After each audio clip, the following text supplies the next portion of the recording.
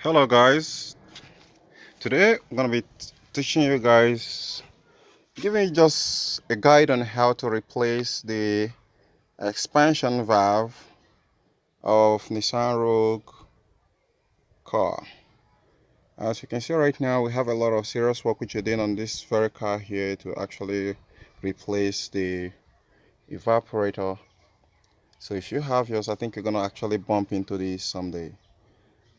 And I'm gonna say you shouldn't bother about asking me how to remove your dashboard. I think there is already a video on the internet about it, so you can use that for your own advantage. So let's go into the business.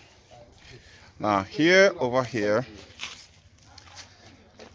the first thing which you're gonna be needing to do is you're gonna be needing to remove these guys here, which is the wiper blades. Then remove this pan here, and remove this one here. As for the wiper blades, you're gonna be needing 14mm sockets to actually replace it. Then when you get it out, then you're gonna be seeing the pan here. The pan is being secured by 10mm, so you gotta get that pan out before you can be able to access this.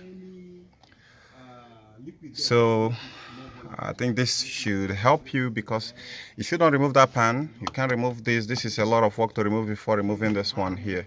And when you remove it, you have a 10mm bolt that is securing it in place, and as soon as you get it out, boom, it's done. So guys, gotta catch you guys later. Bye for now.